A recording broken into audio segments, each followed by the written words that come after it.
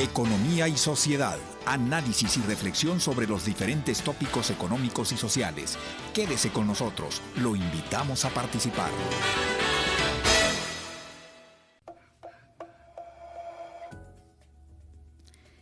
¿Qué tal? Muy buenos días, auditorio de Radio Universidad. Les saluda Carmelita Rodríguez. Sean bienvenidos a su programa Economía y Sociedad, el programa institucional del Departamento de Economía en colaboración con Radio Universidad de Sonora. Estamos transmitiendo desde Radio Universidad de Sonora en el 107.5 de tu frecuencia modulada. Saludamos a los que nos siguen a través de la señal en internet a través de www.radio.unison.mx. Y claro, también nos pueden seguir a través de nuestras redes sociales, a través de Facebook, a través de Instagram. Ahí nos encuentran como Economía y Sociedad. Y también contamos con nuestro podcast. Eso lo puede hacer a través de YouTube y ahí nos encuentran como Economía y Sociedad Unison. Saludamos al doctor Óscar Castro en la conducción de este programa. Buenos días, Óscar. Muy buenos días, maestra Carmelita. Muy buenos días, estimado auditorio. Fíjate que, Óscar, hoy tenemos dos invitados. Uno que ya lo extrañábamos aquí, el doctor Alfredo Erquicio Espinal, que nos viene a platicar sobre un tema, un capítulo que es parte de un libro sobre dimensiones económicas de las crisis, crecimiento, energía y alimento. Dentro de este libro, cuyo coordinador son Seika Sandoval, Iván Cortés Torres y Julieta Sánchez Cano, viene un capítulo escrito por el doctor Alfredo Erquicio, que es lo que nos viene a platicar acerca de la hiperglobalización en crisis y las interpretaciones en debate. Buenos días, doctor Erquicio, qué gusto que nos acompañe. Buenos días, a mí también, después de muchos años en vivo. No, que pues, tiene sus asegúnes, aquí, ¿no? Para mí. Aquí tiene las puertas abiertas, un experto en estos temas y más por los tiempos que estamos viviendo. También nos acompaña el doctor Roberto Ramírez Rodríguez. Buenos días, doctor. Buenos días, Carmelita, y buenos días a todo el auditorio. El doctor Roberto pues ha sido también invitado, que nos habla siempre de la situación macroeconómica, ¿no? Y cómo anda la economía. Bien, doctor Alfredo, si gusta podemos iniciar para que nos platique un poco qué le parece desde los antecedentes de inicio para llegar a este concepto de hiperglobalización en crisis, ¿no? Y las diferentes interpretaciones que de ello derivan. Adelante, doctor. Bueno, es el interés que he tenido a lo largo de mi vida académica, ya muy larga, ¿no? De 46 años, en examinar el mundo económico desde la perspectiva de los ciclos, que así ha sido mi tarea. Lo he hecho analizando el ciclo de México, el ciclo de las regiones, pero es indispensable para entender esto ver el contexto global. Entonces yo desde hace muchos años trabajo esos temas. Digamos que hay 4 libros míos que se dedican a eso, ¿no es cierto? Y este sería el cuarto de los 8 que he escrito. Y en particular, ¿por qué es importante esto? Porque a veces quiero dar una idea de por qué es importante. ¿Por qué? Porque el contexto mundial determina gran parte de lo que sucede, especialmente en una economía pequeña y abierta como la de México. México es una economía pequeña, es más o menos el 1.2 o el 1.3 del PIB mundial. Sin embargo, es mucho más grande que otras. México y Brasil son las más grandes de América Latina, pero solo son entre 1 y 2% del PIB mundial. Entonces, su transcurrir económico está determinado, como el de todas las economías, por el contexto mundial. Entonces, hay que entender el contexto mundial. Y el contexto mundial fundamentalmente se mide por cómo crece el PIB mundial, la producción total, ¿no es cierto? Y evidentemente esa economía mundial sufre acontecimientos cada cierto tiempo que son de carácter global.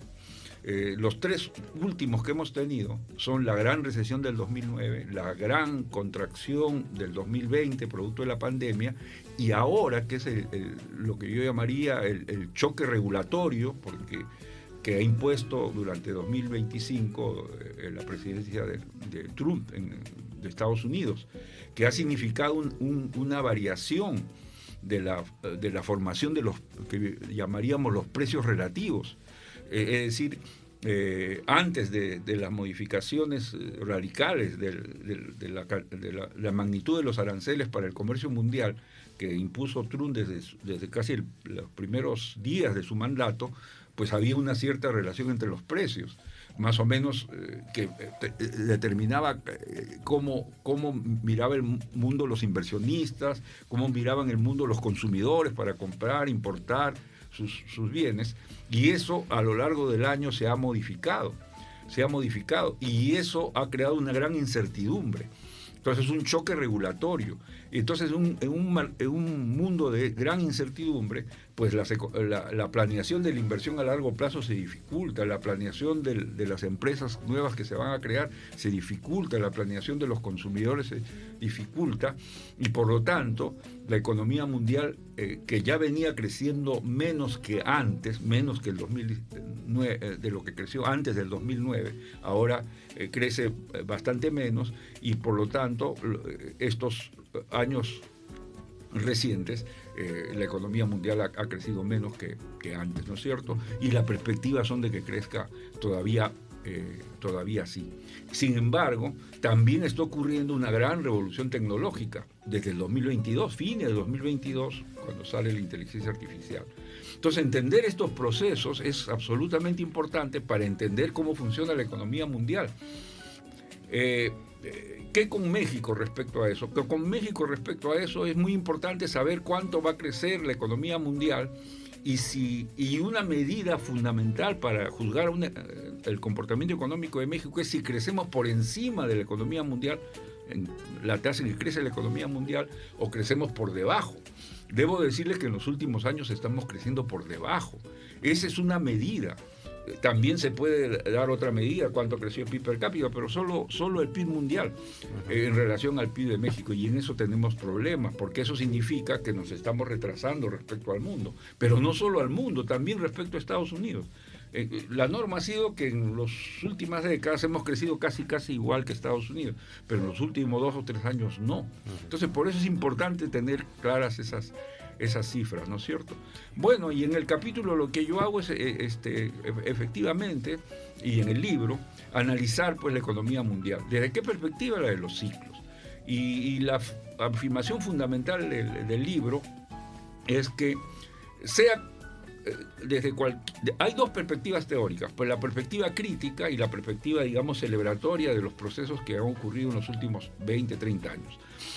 Y sin embargo, ambas coinciden, a pesar de ser una crítica y otra celebratoria, en que la economía mundial a partir del 2009-2010 crece a una velocidad menor, y que por tanto hemos entrado en una fase de lo que se llama ciclo largo descendente, y también que el proceso de globalización, medido no por el crecimiento de la producción, sino por la relación entre producción, relación entre exportaciones y producción, también ha bajado. Es decir, la dinámica del comercio mundial no es la misma que antes del 2009, y a eso se le denomina en la literatura crisis de la hiperglobalización. Digamos que la hiperglobalización como tal ya murió. Es más, se sabe que se están gestando nuevas reglas.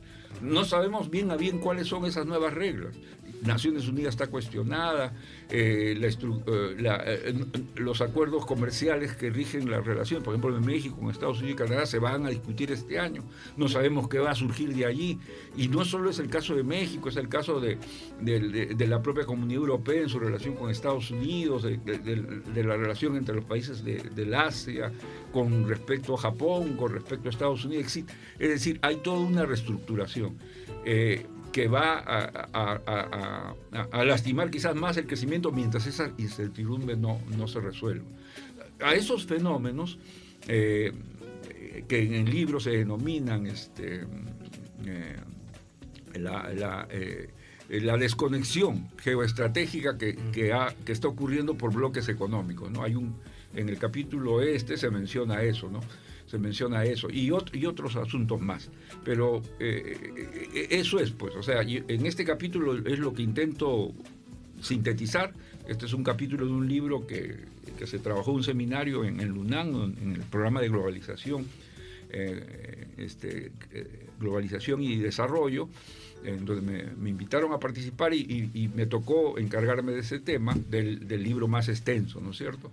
Y además ese es también un capítulo del libro que está por publicarse ahora. Yo creo que me han dicho que para marzo debe estar ya en versión electrónica, se va a difundir, y allí platicaremos con más extensión sobre el tema. Digamos, esa sería mi primera consideración. Muchas gracias, doctor Erquisio. Nos planteó, digamos, una serie de elementos históricos, contextuales internacionales, donde ubican este concepto de hiperglobalización. Si nos pudiera platicar un poquito sobre cuándo estamos hablando de hiperglobalización, cuáles fueron los años fuertes, importantes, de su máxima para decir, esta es el periodo de hiperglobalización, y después, en base a sus estudios, a su experiencia, con todos estos años estudiando el ciclo, no es fácil de analizar las economías a través de los enfoques del ciclo económico, ¿no? Y bien, su capítulo habla del debate sobre las interpretaciones en este sentido. Si nos puede platicar un poquito cuándo alcanza este periodo glorioso de la hiperglobalización y cuándo empieza a haber esta crisis que actualmente también pues está en debate todos estos elementos. Adelante, doctor. El consenso es que la hiperglobalización es el periodo que se inicia hacia principios de los años 90. Es una fecha en que están de acuerdo por lo menos autores que son celebratorios de la globalización, que consideran que lo mejor que le ha podido pasar a la economía mundial es ese proceso que se inició en los 90, en que se caracterizó por la constitución progresiva y luego generalizada de cadenas globales de valor para producir. Descentralizó los nodos de producción desde los países avanzados hacia los países en desarrollo y significó un impulso de reducción de costos, de transferencia tecnológica entre uno de esos actores que tuvo como consecuencia una buena tasa de crecimiento para la economía mundial entre el 90 y más o menos 2008. ¿De qué orden fue esa tasa de crecimiento mundial? Del orden de 3.2%, que es una buena tasa. En ese mismo periodo, México creció un poco por debajo. Eso ya es una medida que no nos fue tan bien en ese proceso. Sin embargo, si lo vemos por el lado de la manufactura, sí, el lado de la manufactura creció mucho más en ese periodo como consecuencia de las cadenas globales de valor, y como México en esos mismos años se volvió un país manufacturero exitoso en términos de la velocidad en que crecen sus exportaciones. Tiene sus defectos ese proceso, pero en términos del dinamismo sí fue importante.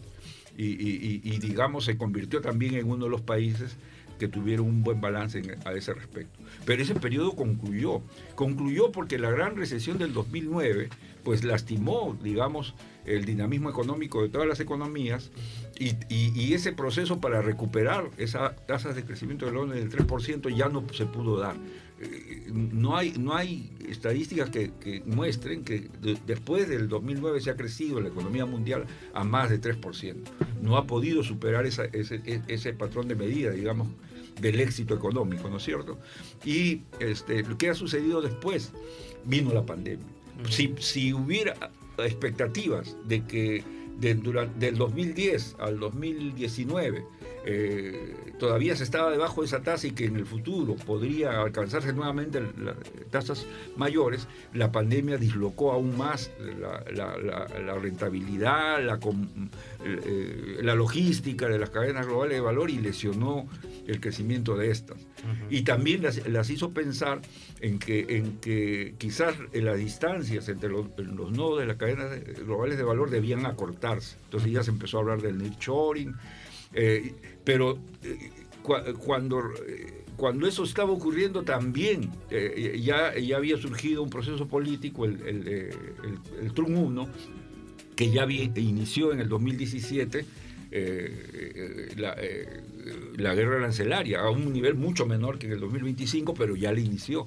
Cuestionó el liderazgo tecnológico en ciertas ramas de China y le empezó a prohibir cosas. Es decir, ese es otro hecho que ocurrió, ¿no es cierto? Entonces eso significó que la globalización, la hiperglobalización como tal, en su fase de ascenso, había concluido ya. Entre el 2010 y tenía ese proceso desde el 2010, agravado por el 2017, digamos, con lo de Trump. Acuérdense de la salida de lo que sucedió en Inglaterra, que se sale Inglaterra del pacto comunitario, el Brexit, y luego está Trump, que inicia un conato de guerra a la serie, que Biden continúa. Biden no detiene ese proceso y se ha profundizado en el 2025. Entonces eso marca lo que se llamaría la crisis de la hiperglobalización. Esa forma de relacionarse los países ya no va más, pues. Lo estamos viendo en tiempo real. Eso se está modificando todos los días. Implica, digamos, una lección a nuestra capacidad a la capacidad de crecimiento de la economía mundial. La buena noticia es que también, ¿qué detonó el crecimiento de la hiperglobalización, la fase de ascenso? El Internet, el avance de la computación, de la capacidad de poder trabajar a distancia, etcétera, etcétera.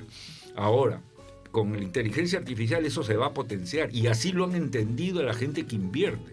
En este mundo de incertidumbre arancelaria, regulatoria, geopolítica que se vive, las grandes empresas que están en este juego, estamos hablando de Amazon, de Google, estamos hablando de Microsoft o de las chinas, ¿no es cierto?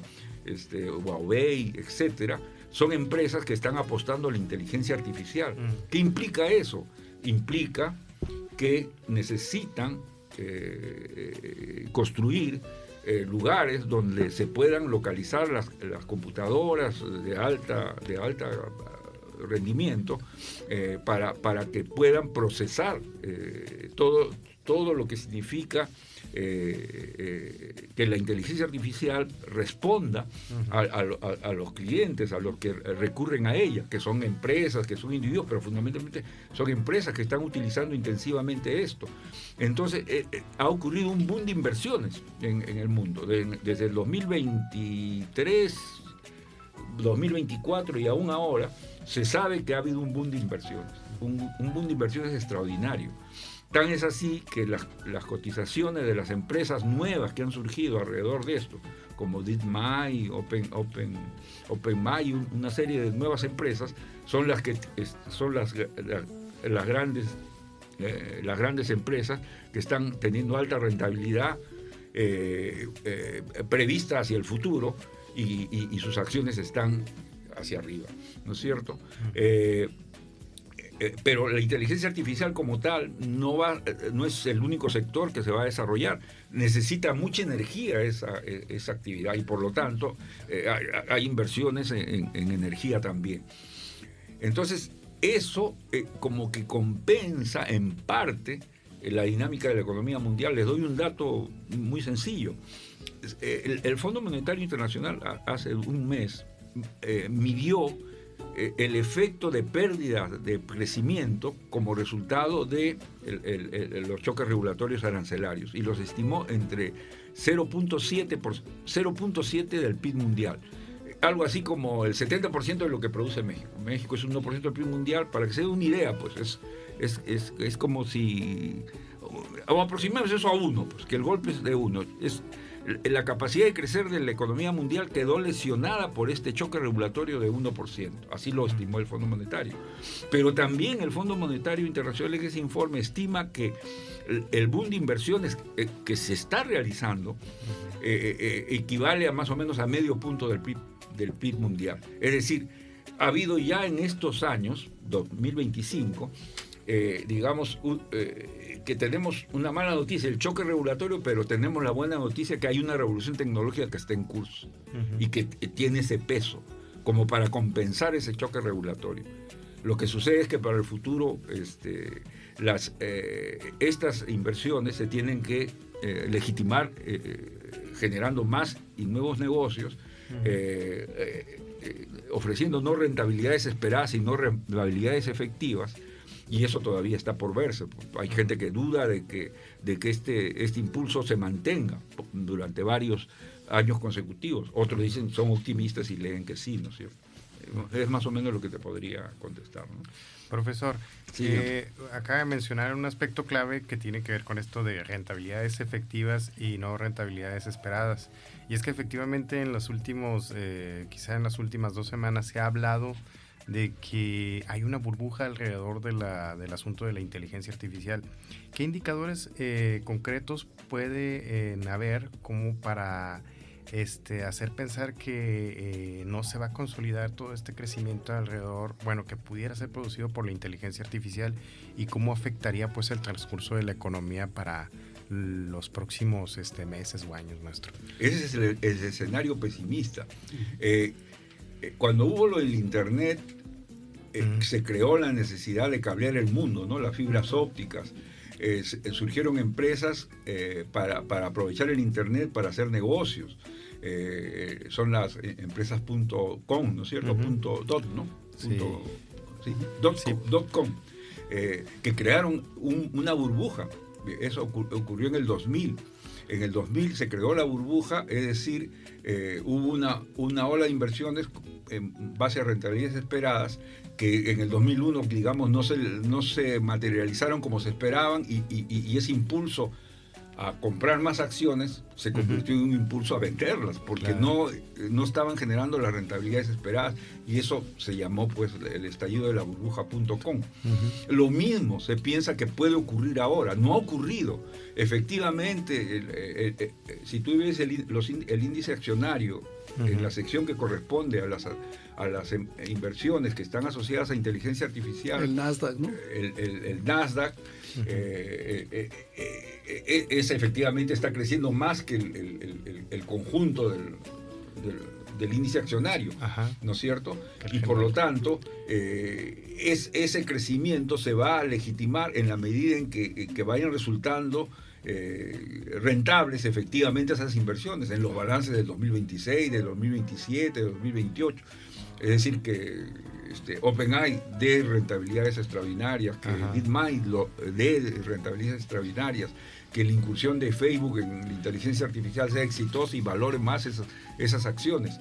Pero eso solo va a ser resultado de una serie de acontecimientos que lo favorezcan.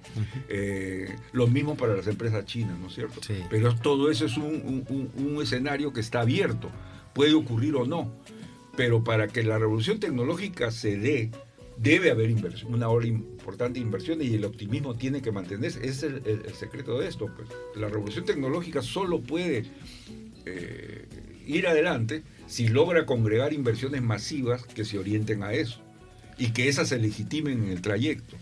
Cuando ello ocurra, habrá terminado la crisis de la hiperglobalización y estaremos en un nuevo ciclo largo ascendente, o una nueva etapa de la globalización, quizás con nuevas reglas. Pero esas nuevas reglas están por escribirse. Sí. Las anteriores, la anterior fase de ascenso de la hiperglobalización fue con reglas establecidas. El nuevo ciclo ascendente tendrá que ser con nuevas reglas, pero ¿cómo se van a hacer esas reglas? ¿Cuáles son las reglas? ¿O cuál es el ambiente? Hay que hacer referencia al discurso del canadiense, que lo dijo muy claro. Pues. Las reglas que teníamos ya no rigen ninguna. Y si no estamos en la mesa, vamos a hacer el menú. Y lo dice una economía mediana, el premier de una economía mediana. Es más o menos el asunto, pues. El asunto es que no está claro cómo se van a hacer esas reglas y cómo las economías que no son las grandes pueden participar en ellas minimizando los costos. ¿Qué les parece ahorita en el siguiente bloque? Seguimos con este tan interesante planteamiento del doctor Erquisio. ¿Cómo van a ser esas reglas? ¿Qué es lo que viene, no? Los invito, Radio Escucha, a la primera pausa. No le cambie, siga aquí con nosotros, por favor.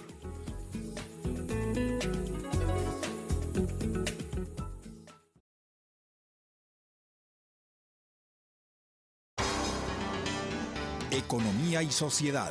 Quédese con nosotros, lo invitamos a participar.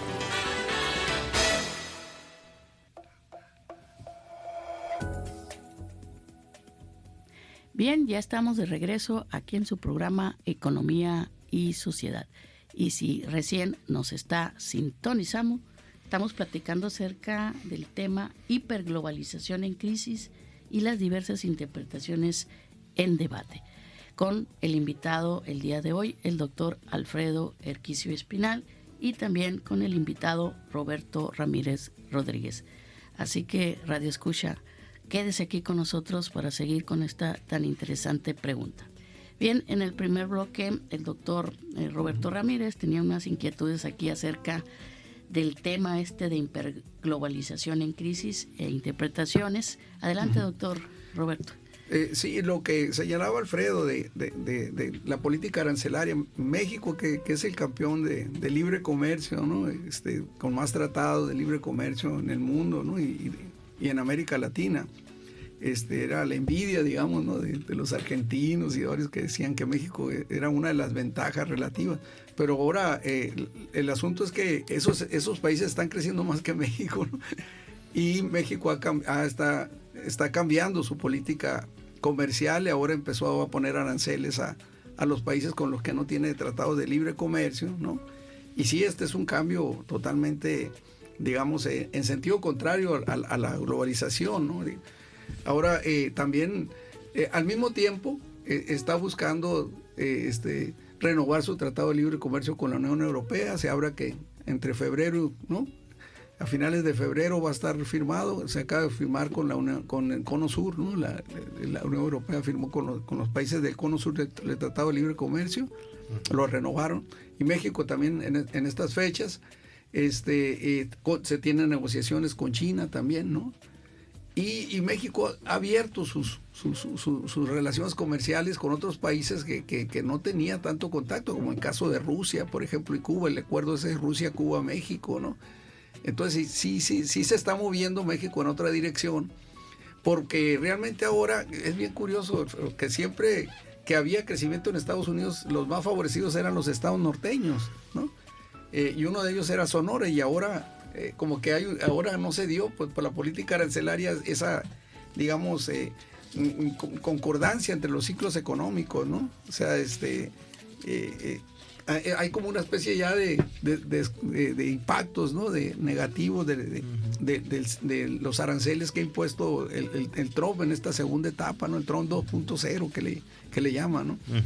Pero al margen de todo eso y de la pérdida de dinamismo económico de México y la búsqueda de una nueva inserción, ¿no? de México en la economía mundial, en la relación con otros países, pues está también lo de la inversión extranjera, ¿no? Que fue un buen año, ¿no? Uh-huh.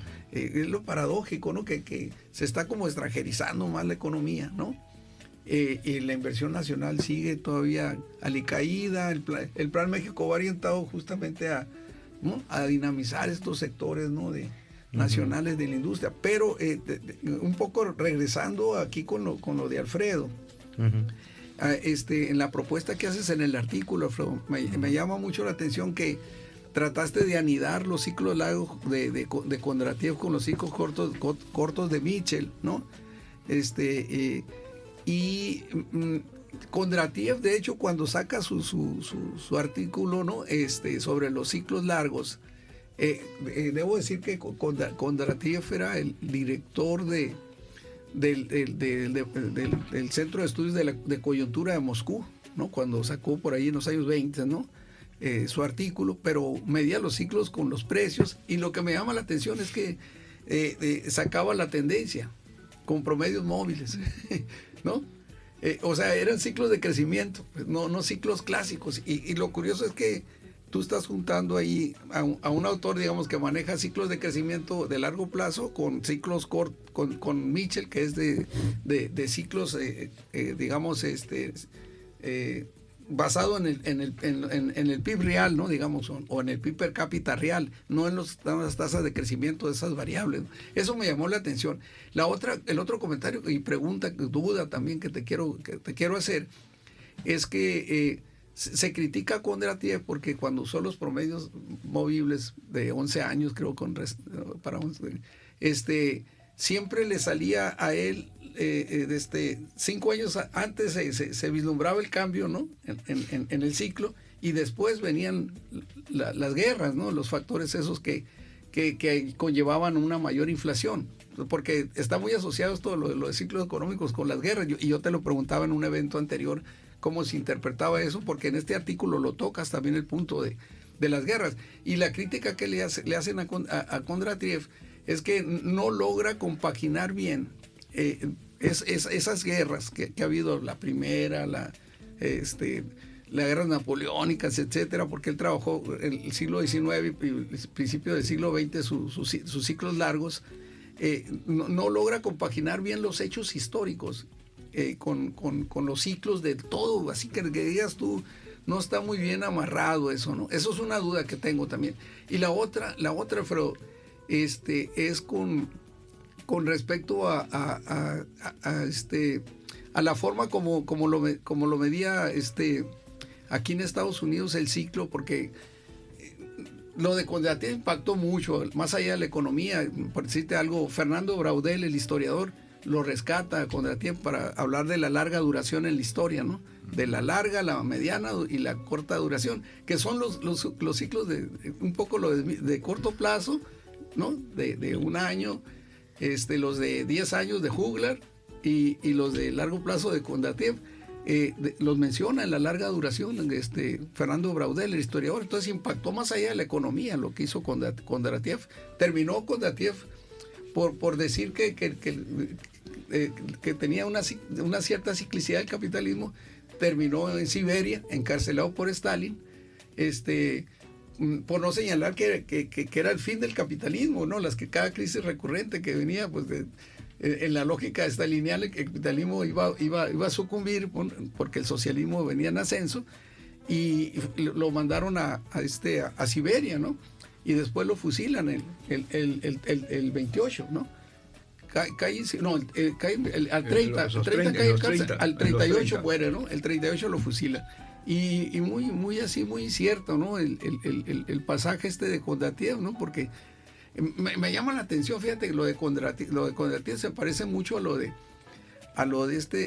otro autor que también se le ha, bueno, pues a Schumpeter, porque se le ha criticado en la interpretación de las crisis fiscales del capitalismo, porque según él tiene resiliencia suficiente el capitalismo como para salir adelante y superar cada crisis fiscal, ¿no? Que eso lo trata también, y se me figura que lo que es Kondratiev es Schumpeter también, ¿no? O sea, un poco también lo que ven, digamos, la posibilidad de que el capitalismo se esté como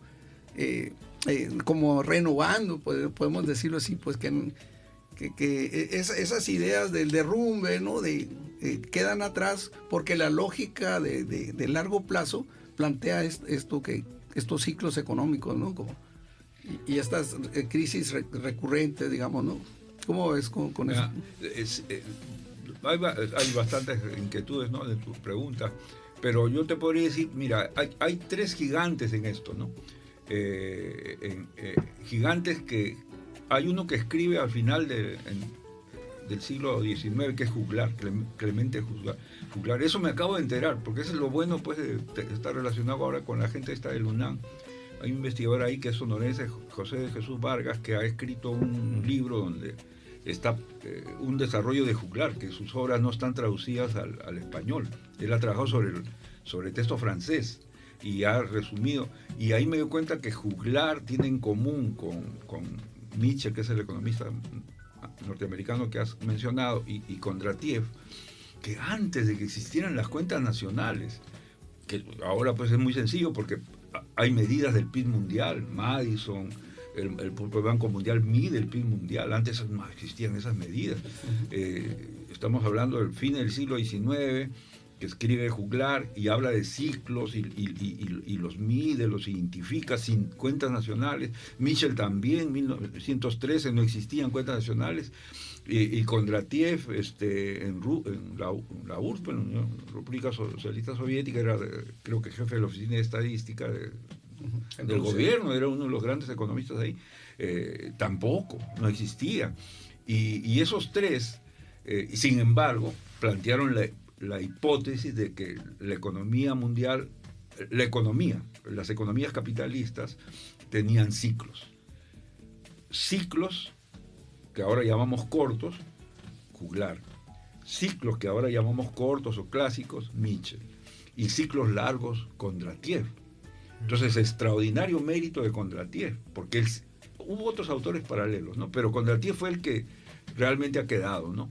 Y luego Schumpeter, en el 39, casi después de muerto Kondratiev, o a punto de morir él, rescata Juglar, rescata Kondratiev y plantea su idea de que hay ciclos de 3 tipos, y por lo menos 2 existen, que son los ciclos largos, y dentro de ellos están analizados los ciclos cortos.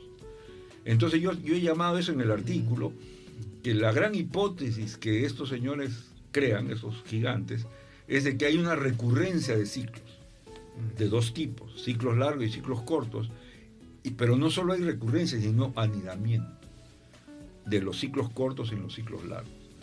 Ahora, eso se puede ahora probar. ¿Por qué? Porque hay estadísticas del PIB mundial. Desde el año, bueno, Madison los hizo del año 0, pero digamos que las creíbles pues serán desde el de 1800 o de 1700 a nuestros días. Las más plausibles, pues las otras son, creo que en gran parte especulativas. Pero de 1700 para acá sí hay cifras del PIB mundial. Entonces tú puedes tener cómo creció el PIB mundial durante todos esos años, hasta nuestros días, porque el Banco Mundial las utiliza, desde el 2020 las utiliza, y es el Banco Mundial el que señala la presencia de recesiones globales. O sea, ese conocimiento tampoco existía. Siempre se hablaba de recesiones de las economías nacionales, pero no de recesiones globales. Banco Mundial en 2020, en su informe anual, el que saca anual sobre la situación económica mundial, los convalida. Una institución que ya sabemos, pues muy ortodoxa, ¿no es cierto? Entonces lo que yo hago en el libro, y yo creo que quizás ese es mi gran logro, ¿no? Bueno, hay recesiones globales, y yo puedo identificar ciclos largos globales también con las estadísticas del PIB por persona mundial y con las estadísticas del PIB por persona mundial se puede hacer eso.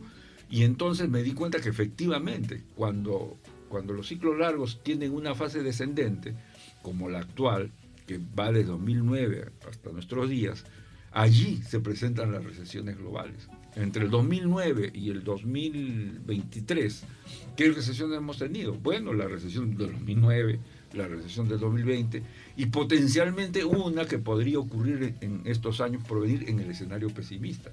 Ya en el 2023, economistas del Banco Mundial pensaron que iba a venir una recesión mundial. En el 2023 no ocurrió, ¿no es cierto? Podría ocurrir. Porque eso es característico. Cuando es fase de descenso, se anidan allí. Luego ahora hay estadísticas de precios, que son las que manejó Kondratiev, porque existían, son las que más existen. Las estadísticas de finanzas públicas y las de precios son las estadísticas que se tienen desde el remoto pasado. Las finanzas públicas, tú bien lo sabes, porque los reyes, los que imponían, pues sí, los calculaban, ¿no? Y hay testimonio de eso. Y los precios, seguramente había estadística de precios, ¿no? Entonces por eso el holandés se bajó en los precios. Pero últimamente también hay estadísticas de las invenciones, porque hay una oficina mundial de patentes. Y si tú agarras esas 2 estadísticas, también encuentras que hay ciclos largos. Entonces yo considero que se va a tender a aceptar que los ciclos largos existen, ¿no? Porque actualmente solo los ciclos cortos hay consenso. No necesitas ser marxista, ni schumpeteriano, ni partidario de Kondratiev, ni crítico de la economía para aceptar los ciclos cortos. Y obviamente los ciclos cortos están aceptados por las oficinas de estadística, ¿no? Del mundo. Pero los ciclos largos no, pues los ciclos largos solo lo aceptan los partidarios de Kondratiev, de Schumpeter, algunos marxistas, no todos. Y por ejemplo, uno al que me comentaste antes de empezar esta reunión, Madison, por ejemplo, no los hace, y Madison es el gran historiador económico y no los considera, pues. Pero yo creo que ya va a haber cada vez más evidencia estadística que va a decir que esa es una buena forma de enfocar las grandes etapas de desarrollo de la economía mundial, ubicarnos, pues, ¿no es cierto? Porque sí es una regularidad que yo creo que existe y es una buena forma de acercarse, ¿no? Una buena forma de acercarse a estos fenómenos, ¿no? A estos fenómenos. Fíjate, a mí me ha tocado ver trabajos de Estados Unidos sobre los ciclos, que con producción de llantas, ¿no? Ajá. En un libro, me lo encontré hace poco, un estudio que hizo un norteamericano, y el otro es el economista que dijo que la industria de la construcción era muy importante, Kuznets. Kuznets hizo un estudio sobre los ciclos de más o menos 25 años de lo que era la construcción de vivienda en Estados Unidos, y encontró también que había ciclos, pero hay una cosa muy curiosa de Kuznets, que incorpora la inmigración. Había oleadas inmigratorias en Estados Unidos que conllevaban la construcción de vivienda. Uh-huh. Entonces incorpora variables extraeconómicas. Eso es lo interesante. Entonces como que abrió la cajita así para incorporar el cambio tecnológico, los factores de movimientos de población, sí, y otras variables que van más allá, ¿no? Los historiadores mismos, ¿no? Le dan otro sentido a los ciclos largos, ¿no? Sí. Braudel, por ejemplo, ¿no? De las cosas que permanecen en el tiempo y las que van cambiando. Entonces, digamos, en esta parte de Braudel, los cambios, ¿no? Ellos son muy narrativos en los cambios, ¿no? Los historiadores, y te enriquecen mucho porque es multidisciplinaria la historia, ¿no? Y también le están entrando a la estadística ahora a los historiadores, ¿eh? Eso es lo sorprendente de los últimos eventos de historia económica que me ha tocado asistir. Hay más apertura ya a los métodos estadísticos, ¿no? y econométricos, ¿no? Y bueno, también, pues como lo comentó el doctor Erquisio, pues la estadística la tenemos muy cerca. Hay bastante información estadística, periodística, instrumentos de medición también, ¿no? Que nos ayudan más a esta tarea de la investigación de los ciclos. Uh-huh. Doctor Erquisio, me gustaría una reflexión en torno, pues yo creo que no es el capítulo, es de toda una vida de análisis y estudio del ciclo de su parte, ¿no? Porque estamos viviendo entornos complicados, y en este debate que usted encuentra en las distintas perspectivas, como lo acaban de mencionar usted y el doctor Roberto, entre los autores clásicos de estudiar el ciclo largo, el ciclo corto, para nosotros los terrenales, en el sentido de qué tan malo, qué tan bueno, porque esa afirmación que nos hizo ahorita, este ciclo ya terminó, sobre todo en la parte de la hiperglobalización, ¿no? Que seguramente aquellos que están a favor o que estaban a favor de la globalización, porque recibieron pues todo lo mejor de ese fenómeno, y bueno, no, otra parte no necesariamente fue así entre los países, sobre todo con los indicadores que nos manejó, las diferencias, las asimetrías, las desigualdades, ¿no? Tanto a nivel país, a nivel región, a nivel local, que siempre existen. ¿Qué tan malo es tan bueno esto que estamos viviendo, ¿no? Porque hay distintas perspectivas, otros que nos asustamos, otros que dicen no, que no fin a la globalización, queremos que regrese lo que teníamos, pero usted planteó aquí, este periodo ya concluyó. ¿Qué factores, qué elementos también van a, pues, no me gusta usar la palabra jugar, pero pues juegan un importante papel, lo político, la geopolítica, toda esta serie de factores, o aquellos que siempre mencionan los economistas, el cisne negro, que no sabemos quién es el que allá anda volando, pero son varios factores. Si este ciclo ya concluyó, ya sé que no tiene una bolita mágica, pero todos sus escritos, profe, han acertado. Entonces yo le creo. ¿Cuál es su reflexión en torno a este entorno actual que estamos viviendo, ¿no? Digamos que acá juega mucho la idea de que quién manda en el mundo, ¿no es cierto? De la posguerra resultaron dos bloques, Estados Unidos y la URSS, ¿no es cierto? Pero eso concluyó con la caída de la URSS. ¿no? Con el triunfo, pues, en toda la línea del sistema capitalista, del modo de producir capitalista. En el interregno, para sorpresa de todos, un país organizado por los principios socialistas, planificación, alta participación del Estado, precios regulados, Partido Comunista pues, dictatorial, China, tuvo la suficiente flexibilidad para volverse capitalista, volverse un capitalismo de Estado, con éxito, y disputar la hegemonía de Estados Unidos. Esa es la hora del mundo. Pues. Hay una disputa por la hegemonía mundial que Estados Unidos ve amenazada. Y esto significa alineamiento en el tablero mundial de las potencias medias, de los países en ascenso. México lo es porque es un país manufacturero. Impresionó Roberto al caso de algunos países sudamericanos, pero ellos quisieran ser manufactureros también y no lo han logrado. Ellos están sí vinculados a China, al alto dinamismo de la demanda china, y crecen probablemente más que México. Sería el caso de Chile, de Perú, de Colombia y de Brasil mismo. Pero no se han logrado industrializar. México sí. Pero la industrialización de México está vinculada a la industrialización de Estados Unidos. Es como un sino que no se puede desmontar a corto plazo. Y tenemos que aceptar, por lo tanto, en los nuevos pactos regulatorios, lo que se nos proponga. No tenemos esa flexibilidad. Canadá sí es una potencia media, no es una potencia en ascenso, y se ha dado el lujo de hacer lo que hizo Carney, que se fue a China a firmar acuerdos para, con esa carta de negociación, presentarse a la mesa de julio, que se va a negociar. Yo sí ya tengo un arreglo con China.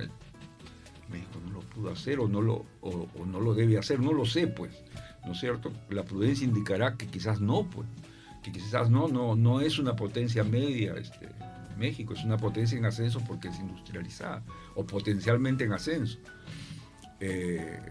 Eso te podría decir, ¿no es cierto? Por tanto, yo veo los arreglos regulatorios en los que va a participar México, que centralmente es el TEMEC, podría irnos bien en la medida en que logremos minimizar los costos de una negociación que va a ser difícil,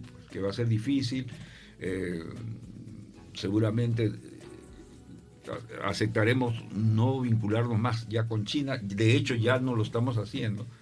Hemos actuado en ese sentido en el 2025, ¿no es cierto? Sí.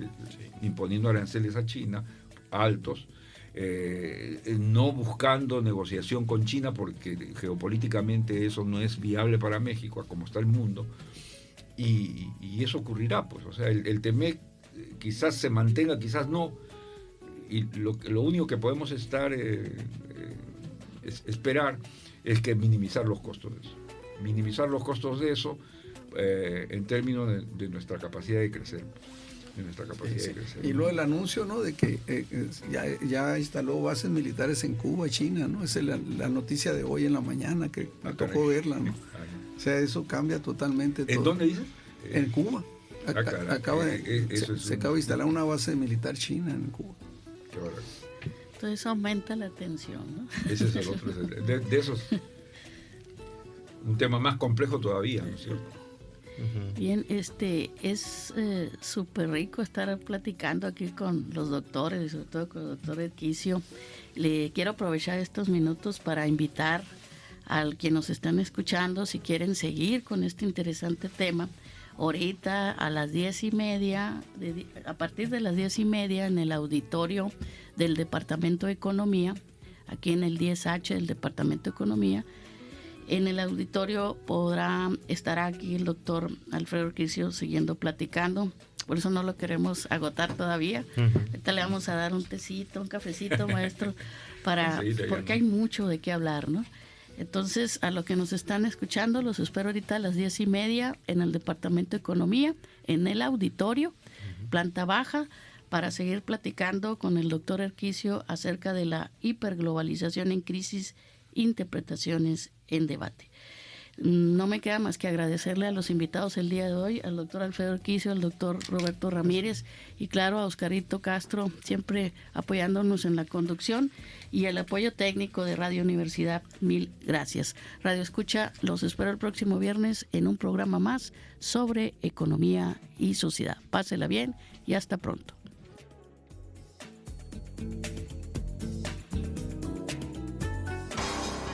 Lo esperamos el próximo viernes 9 de la mañana en otra emisión de Economía y Sociedad, una producción de Radio Universidad y el Departamento de Economía.